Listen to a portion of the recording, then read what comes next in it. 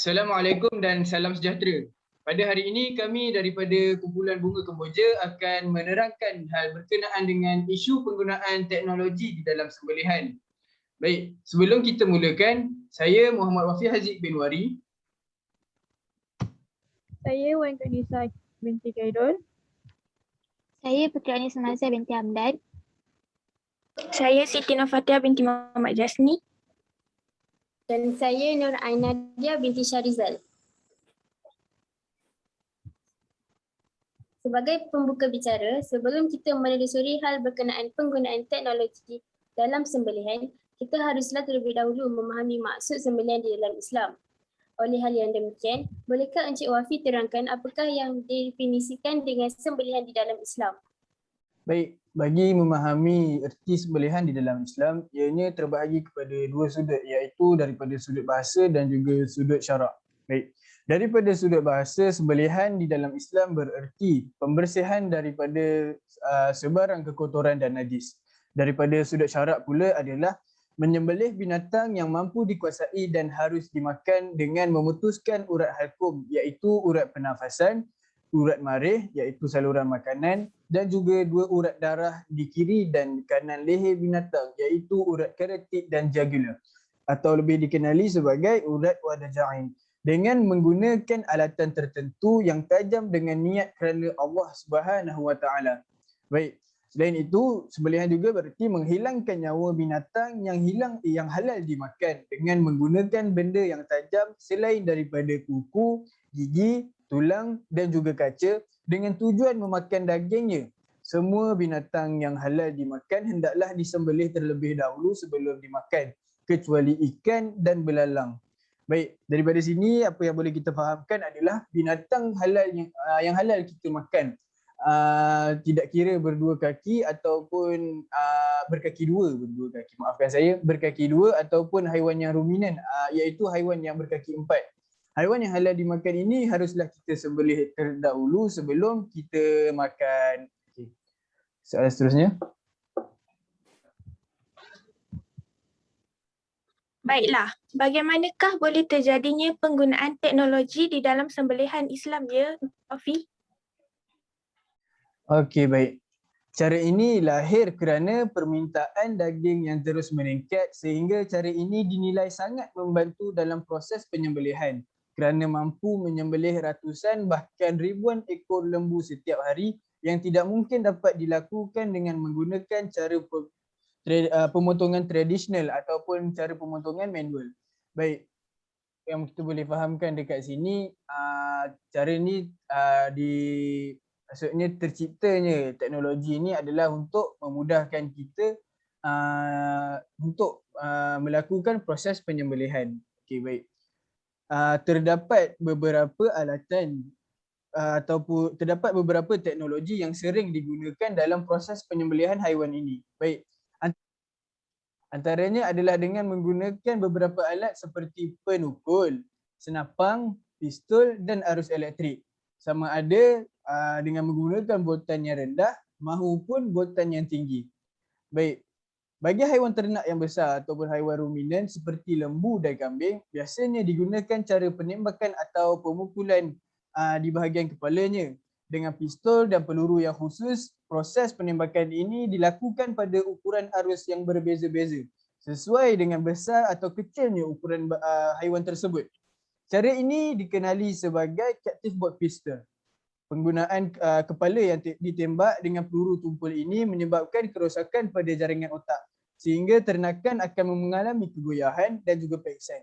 Dalam keadaan pingsan, lembu ataupun kambing tersebut akan menjadi lebih mudah untuk dikendalikan. Ia akan jatuh dan langsung disembelih oleh penyembelih. Baik, apa yang kita boleh fahamkan dekat sini adalah apabila dengan menggunakan kaedah captive bolt pistol ni, kita tembak dekat kepala binatang tersebut dan bila kita tembak akan berlaku kerosakan saraf pada kerosakan saraf otak di bahagian kepala haiwan tersebut. Dan apabila berlaku kerosakan tersebut, lembu dan ataupun kambing itu akan terus pingsan. Dalam keadaan pingsan tersebut akan berlakulah proses penyembelihan oleh si penyembelih.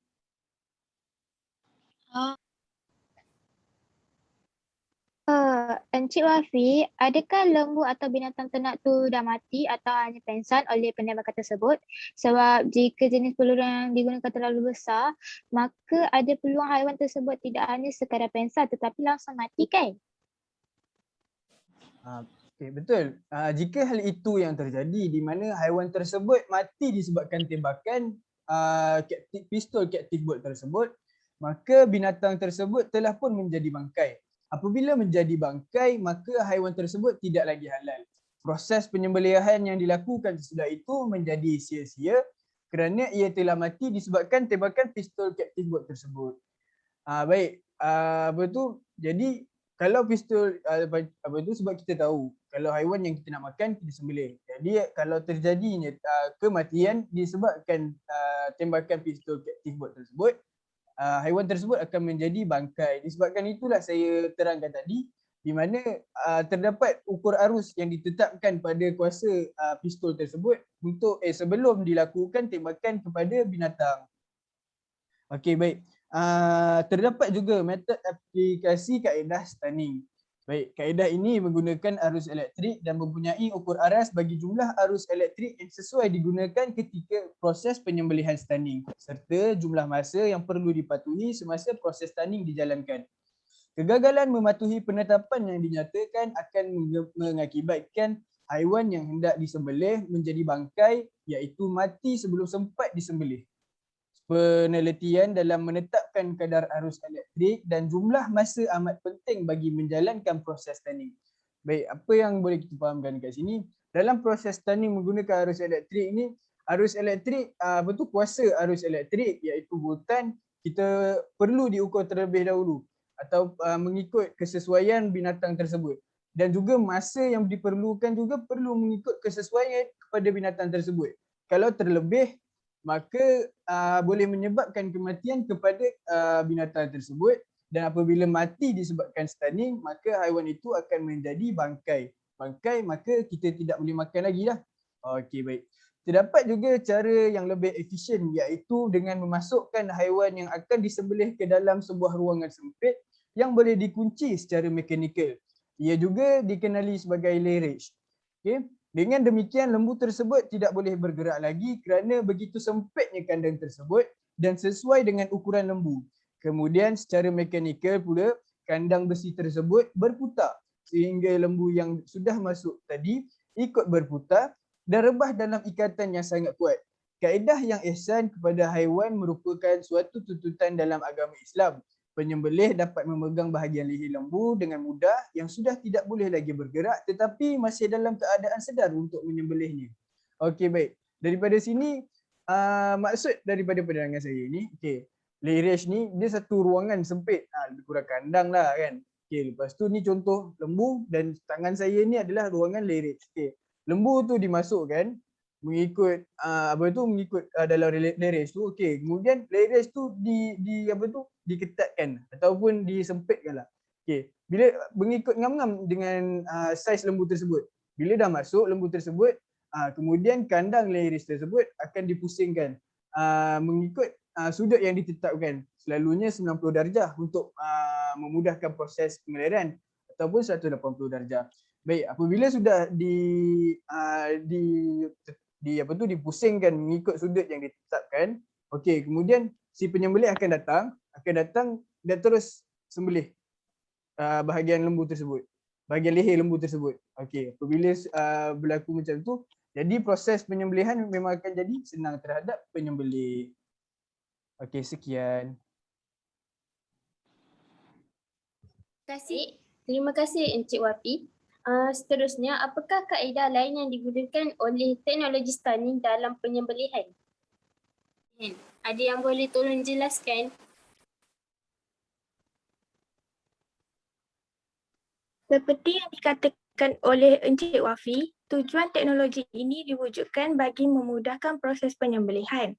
Misalnya, bagi sebuah rumah sembelihan seperti Ayam Mas Food Corporation Sdn Bhd di Malaysia, purata pengeluaran ayamnya hampir 70 ke 80 ribu ekor sehari. Begitu juga dengan peningkatan permintaan haiwan-haiwan lain seperti lembu, kambing dan seumpamanya. Seperti yang kita harap maklum, terdapat pelbagai alatan dan kaedah yang digunakan bagi tujuan penyembelihan berlandaskan syariat. Contoh alatan yang telah dikemukakan oleh Encik Wafi sebentar tadi antaranya adalah pemukul, senapang, pistol dan arus elektrik. Encik Wafi juga telah menerangkan cara penggunaan alatan-alatan tersebut kepada haiwan sembelihan. Jadi saya akan menerangkan kaedah lain yang digunakan oleh teknologi stunning dalam penyembelihan. Terdapat pelbagai jenis kaedah stunning yang diperkenalkan, antaranya ialah stunning elektrik, stunning angin dan pelali water stunning. Baiklah, saya akan menerangkan satu persatu kaedah stunning yang saya kemukakan sebentar tadi. Pertama sekali, kaedah stunning elektrik adalah satu kaedah yang menggunakan arus elektrik perlahan kepada haiwan sebelum disembelih. Kaedah ini menyebabkan haiwan yang terkena kejutan elektrik ini menjadi lali dan pengsan ketika. Kadar arus elektrik adalah sentiasa dalam kawalan dan peratus yang telah ditetapkan. Jika kaedah stunning elektrik menggunakan kawalan arus elektrik, maka kaedah stunning angin menggunakan kaedah angin untuk menjadikan haiwan sembelihan pengsan seketika. Hendaklah dipastikan tekanan angin yang dikenakan kepada haiwan tidak menyebabkan kematian, hanya menyebabkan pengsan sahaja. Tidak ketinggalan pelalian water stunning. Kaedah ini menggunakan air untuk membantu proses penyembelihan. Air berfungsi untuk melemahkan kondensi haiwan sebelum ia melalui proses sembelihan. Antara contoh binatang yang biasa melalui proses ini ialah ayam. Okey, proses penyembelihan bagi kaedah kejutan elektrik ataupun elektrik stunning yang digunakan adalah jenis kejutan elektrik di kepala sahaja. Lazimnya digunakan untuk memengsankan lembu, kambing, biri-biri. Melalui cara ini, pekerja akan meletakkan sepasang penyepit di bahagian kedua-dua belah kepala haiwan dan mengalirkan elektrik ke otak. Penyepit boleh diletakkan di kedua-dua belah kepala atau satu penyepit diletak di atas kepala dan satu lagi di bawah kepala. Elektron tidak boleh dialirkan melalui tempat yang sensitif seperti di dalam telinga, mata atau dubur. Aliran elektrik juga perlu dialirkan dengan kadar dan tempoh masa yang sesuai mengikut jenis haiwan, saiz dan jantina. Ini bagi mengelakkan aliran elektrik daripada mengalir ke jantung atau ke seluruh badan yang akan mengakibatkan jantung berhenti dan seterusnya kematian haiwan. Kekuatan arus elektrik hendaklah dikawal, tidak boleh melebihi had yang ditetapkan, iaitu antara 0.75 unit arus elektrik untuk kambing, manakala 2.0 untuk lembu dan tempoh masa aliran elektrik ialah antara 3 hingga 6 saat. Proses ini perlu dikawal selia oleh petugas Muslim yang bertauliah. Stunning angin sejenis stunning berkuasa elektrik yang bertindak melalui tekanan udara dan tidak mengandungi sebarang peluru tekanan udara. Sebarang peluru. Tekanan udara berlaku di bahagian hujung tengkuk haiwan menyebabkan tidak sedarkan diri beberapa saat. Stunning jenis ini hendaklah ditunjukkan kepada pangkal tengkuk. Seterusnya, kaedah pelalian water stunning. Okey, water stunning ni hanya untuk ayam dan itik. Syarat melalui cara ini, ayam akan dipengsankan dan digantung kaki ke atas pada besi yang akan bergerak ke satu tangkungan air yang mengandungi aliran elektrik. Kekuatan arus elektrik akan dikawal oleh juru teknik Muslim yang bertauliah bagi memastikan aliran tidak terlalu tinggi yang boleh menyebabkan kematian ayam. Suhu air ditetapkan antara 50 hingga 60 darjah Celsius. Proses ini juga perlu dikawal selia oleh petugas Muslim yang bertauliah. Okey, akhir sekali adalah cara pengasapan, iaitu dengan menetapkan haiwan yang disembelih pada sebuah ruangan, lalu ruangan tersebut dipenuhi dengan gas karbon dioksida. Gas karbon dioksida mampu menyebabkan haiwan yang akan disembelih mengalami keadaan tidak sedarkan diri sehingga pengsan dan dalam ruangan tersebut. Setelah haiwan yang akan disembelih itu pengsan, maka proses penyembelihan akan berlaku lebih mudah.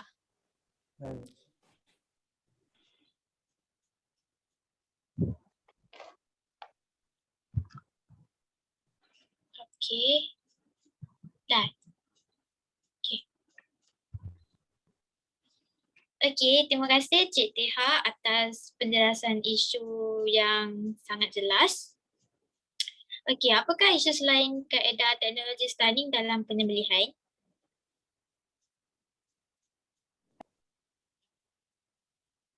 Okey, seperti yang kita tahu, selain daripada kaedah teknologi stunning, ada lagi kaedah lain dalam penyembelihan halal. Antaranya yang saya ingin jelaskan tentang isu kaedah sistem pemprosesan ayam halal automatik atau lebih dikenali sebagai SciTech. Okey, contoh isu yang berkaitan ialah proses di kilang penyembelihan. Terdapat beberapa kelemahan di mana kemampuan seseorang pekerja untuk memeriksa leci ayam secara manual adalah terhad. Terdapat ratusan atau mungkin ribuan ayam yang disembelih setiap hari. Ini merupakan salah satu faktor yang memberi kesan kepada kita untuk melakukan kesilapan apabila berhadapan dengan jumlah yang banyak itu. Okey, apa yang boleh kita fahamkan daripada isu ini adalah pekerja kan manusia. So manusia tidak lain daripada melakukan kesilapan. So setiap hari kan ratusan atau ribuan ayam yang disembelih. So kita tak tahu kalau kita gunakan kaedah secara manual tu sama ada sah atau tidak. So selain itu, tujuan utama teknologi ini diwujudkan untuk memastikan bekalan ayam menepati syarat halal dari ladang hinggalah ke tempat penyembelihan. Sistem jaringan web yang mesra pengguna ini berfungsi memantau dan mengawal setiap tahap dalam proses penyembelihan daging halal menurut syarat. Okey, korang mesti nak tahu kan cara menggunakan kaedah SciCat ni kan? Okay. Baik, kaedah SciCat ni menggunakan kamera pengesan ringkas yang akan memantau setiap tahap proses yang berlaku dalam penyembelihan dan lebih menarik lagi ialah sistem ini boleh diakses oleh akses online kerana segala pemantauan adalah bersambung terus kepada akses internet dan sistem data. Cik Wan, Kalau kiranya apa-apa proses yang berlaku dalam rumah penyembelihan ni, kita sebagai pengguna boleh nampak ke? ya betul. Kita boleh nampak setiap proses yang dilakukan kecuali tempat penyalinan baju dan tandas. Boleh faham? Boleh. Baik. Okey, saya teruskan ya. Okey, boleh. Okey. Kalau kau nak tahu, projek untuk menghasilkan sistem pemprosesan ayam halal automatik ni mengambil masa 2 tahun dan ia mampu menjimatkan masa pemantauan proses penyembelihan dalam jangka masa yang berlipat ganda singkat. Kira sekejap je lah. Seterusnya macam yang kita tengok. Sekejap je lah ambil masa masa yang dalam satu masa saat. tak develop tu. Okey, baik. Terima kasih. Okay. Seterusnya macam yang kita tengok kaedah lama secara manual bagi mengesan haiwan sembelihan sama ada sah atau sebaliknya mengambil masa lama dan memerlukan fokus tenaga manusia yang ada kalanya tersilap. Dengan penggunaan sistem ini, kita hanya memerlukan 1 saat untuk mengesan haiwan sembelihan sama ada ia halal atau sebaliknya.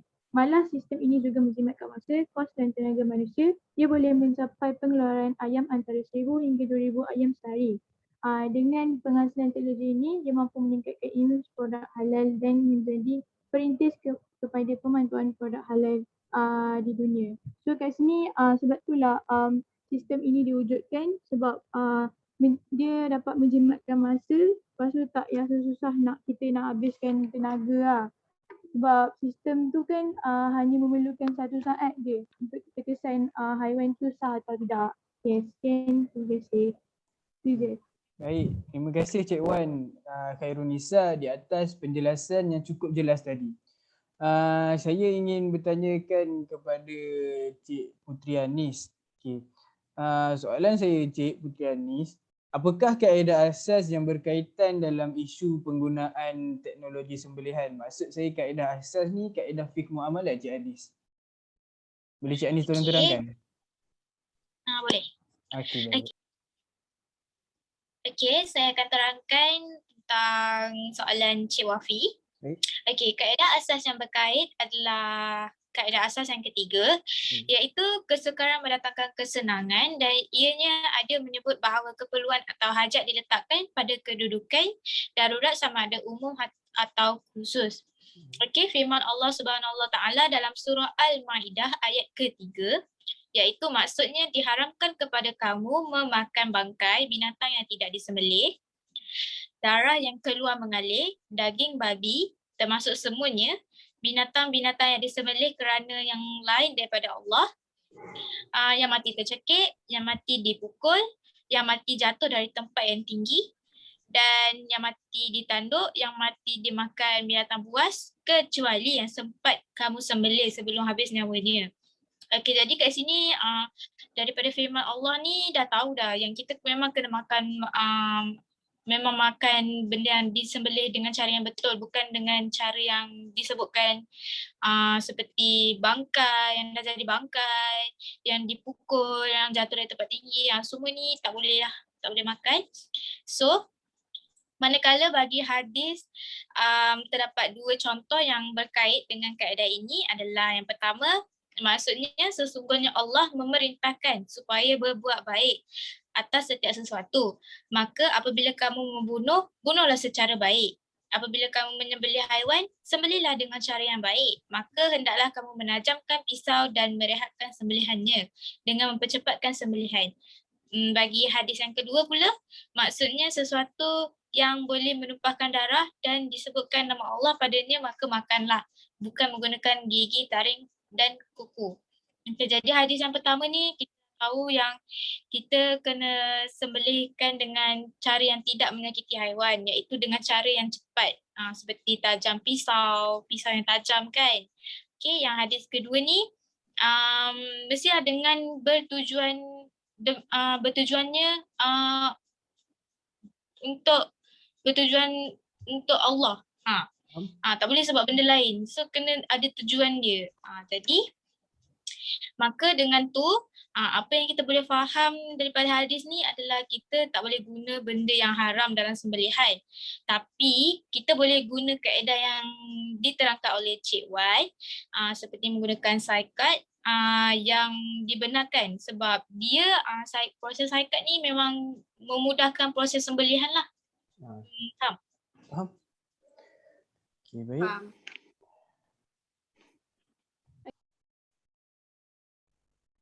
Okey, terima kasih atas penerangan itu tadi Cik Putri. Okey, Cik Nadia.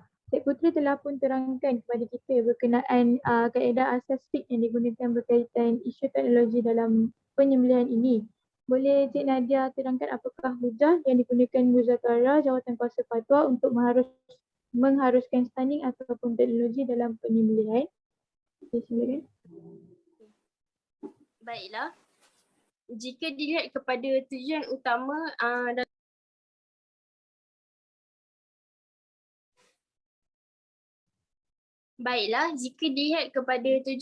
dalam penyembelihan yang dikehendaki oleh Islam, ia bermaksud mematikan haiwan yang halal dengan cara yang baik dan memberi rahmat kepada haiwan. Ini kerana haiwan yang disembelih perlu mengikut cara yang betul, dan cara Islam adalah cara yang paling tidak menyeksa berbanding alternatif lain. Cara ini juga menjadikan haiwan cepat mati kerana sistem pernafasannya terputus dengan serta-merta, dan proses yang dilalui akan menyebabkan pengeluaran banyak darah, dan darah itu tidak beku di dalam daging. Okey, rahmat ke atas makhluk-makhluk lain adalah merupakan keutamaan Islam. Ini termasuklah kepada haiwan. Cara penyembelihan mengikut syariat adalah merupakan salah satu cara Islam menunjukkan rahmat. Perkara ini telah ditegaskan oleh Rasulullah SAW sendiri agar berbaik dan memberi rahmat kepada haiwan. Berdasarkan hadis, maksudnya daripada Syadid bin Anas radhiyallahu anhu berkata bahawa Rasulullah telah bersabda, yang bermaksud bahawa Allah telah memerintahkan untuk kita berbuat baik atas segala sesuatu. Jika anda membunuh, bunuhlah dengan baik. Jika anda menyembelih, maka sembelihlah dengan baik. Dan hendaklah ada di antara kamu yang menajamkan pisaunya dan mempercepatkan sembelihan. Okey, terima kasih Cik Nadia atas penjelasan yang sangat jelas kepada kami. Okey, seterusnya saya ingin bertanya kepada Cik Fatihah. Apakah syarat sah sembelihan menggunakan kaedah stunning ya? Okey, baiklah. Untuk memastikan proses stunning adalah menepati kehendak syarat Islam, ia hendaklah memenuhi syarat berikut. Yang pertama, bukanlah dikendali oleh orang bukan Islam. Ia mestilah dikendali oleh petugas Muslim atau badan yang mendapat pengesahan daripada Jabatan Agama Islam Malaysia, JAKIM. Yang kedua, kadar elektrik yang dikenakan ke atas haiwan hendaklah menyebabkan ia pengsan dan tidak menjadikan penyebab ia mati. Jika stunning ini telah menyebabkan haiwan tersebut mati, maka ia dikira haram untuk dimakan. Okey, yang ketiga adalah tajam dan suci merupakan syarat utama bagi peralatan mekanikal yang digunakan. Setiap kali proses penyembelihan dilakukan dengan menggunakan peralatan stunning, peralatan tersebut hendaklah dibersihkan bagi memastikan kesucian peralatan tersebut. Okey. Baik, terima kasih Cik Fatihah di atas penerangan berkenaan syarat sah tadi. Seterusnya, bolehkah saya Cik Wan Khairunisa, boleh Cik Wan Khairunisa terangkan tentang isu berkaitan kaedah tradisional yang tidak lagi sesuai digunakan pada masa kini?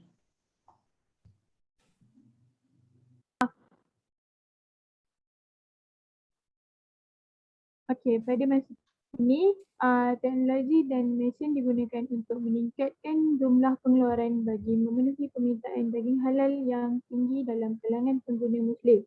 Pendekatan tradisional tidak lagi sesuai digunakan dalam skala yang besar kerana masa yang diperlukan untuk menyembelih seekor demi seekor ayam adalah terlalu lama. Terdapat pelbagai kaedah yang telah diperkenalkan ke dalam industri penyediaan makanan, termasuklah teknologi yang tidak halal di sisi syarak seperti teknologi mematikan haiwan kenakan menggunakan elektrik. Okey, secara ringkas ada dua jenis ayam yang diasingkan dan tidak boleh dipaksakan kepada pengguna. Contohnya ayam yang tidak halal seperti ayam tidak terputus urat hakum dan marid dengan sempurna berserta ayam yang dikesan mempunyai lebam atau tanda penyakit semasa pemeriksaan fizikal. Okey, secara ringkas ayam yang tidak disembelih dan ayam yang lebam atau ada tanda penyakit, so ayam-ayam tu tidak boleh jual sebab tidak terputus urat hakum dan marid dengan sempurna. So ayam tu auto jadi tak halal lah kan. So kita sebagai pembeli boleh membuat aduan ke PDNKK. Okey. Pada umumnya kedua-dua jenis daging ayam ini akan dijual kepada institusi seperti zoo untuk diberi makan kepada haiwan buas. Walau bagaimanapun, daging ayam kategori ini selalunya dijual dengan harga yang lebih murah daripada harga pasaran ayam halal untuk manusia. Okey, hal ini telah mendorong pengusaha yang tidak bertanggungjawab untuk sengaja menjual ayam yang tidak halal ke pasaran ayam halal untuk manusia. Okey, mereka ini hanya mementingkan keuntungan dan takutkan kerugian. Padahal keuntungan yang sedikit itu kekal dan mereka sebenarnya tergolong dalam kalangan orang yang rugi. Mereka sepatutnya meletakkan kepercayaan kepada Allah, Tuhan, sebab Tuhan yang memberi rezeki. Okey, kat sini terdapat juga individu yang tak bertanggungjawab yang menjual ayam yang tidak halal sebab diorang tak nak rugi, mereka melakukan perkara terlarang ni. Okey, itu saja saya. Terima kasih. Okey, terima kasih kepada Encik Khairunisa. Soalan seterusnya saya ingin ajukan kepada Cik Nadia. Adakah Jawatan Kuasa Fatwa pernah bersidang bagi isu mengenai lembu yang disembelih melalui proses penggunaan electrical stunning? Okey, Muzakarah Jawatan Kuasa Fatwa Majlis Kemaslahatan Bagi Hal Ehwal Agama Islam Malaysia pernah bersidang untuk kali kedua pada 24 November tahun 1988 untuk membincangkan mengenai isu lembu yang disembelih melalui proses penggunaan electrical stunning. Keputusan daripada muzakarah ini telah memutuskan hukuman harus terhadap penggunaan electrical stunning dalam penyembelihan lembu. Maksudnya dekat sini, hukum bagi penggunaan teknologi adalah harus kerana ia akan memudahkan kita dalam melakukan proses penyembelihan. Sekian. Okey, baik. Terima kasih Cik Nadia di atas penerangan tersebut. Nampaknya kita sudah pun tiba di akhir perbincangan kita pada hari ini berkenaan dengan isu penggunaan teknologi di dalam sembelihan. Kesimpulannya, penggunaan teknologi moden dalam proses penyembelihan serta kaedah stunning ini adalah diharuskan selagi mana selari dengan tuntutan syarak dan menepati konsep halalan thayyiban. Melalui kajian ini, isu sembelihan dengan kaedah stunning ini dapat diketahui dengan jelas dari segi penetapan hukumnya. Perbincangan ini boleh memainkan peranan bagi menyelesaikan isu-isu yang berbangkit supaya orang ramai tidak lagi keliru ataupun ragu-ragu dengan proses stunning ini. Manfaat yang begitu besar boleh kita perolehi dengan mempraktikkan konsep stunning dalam penyembelihan seperti penjimatan masa proses penyembelihan, pelembutan kualiti daging dan juga kecepatan sembelihan haiwan dalam kuantiti yang besar. Semoga kaedah stunning ini dapat diterima oleh semua orang sama ada Muslim ataupun non-Muslim demi kebaikan manusia sejagat bersama. Baik. Sekian itu sahaja daripada kami kumpulan Bunga Kemboja. Stay safe, stay at home di kala musim pandemik COVID-19 ini. Assalamualaikum warahmatullahi taala wabarakatuh.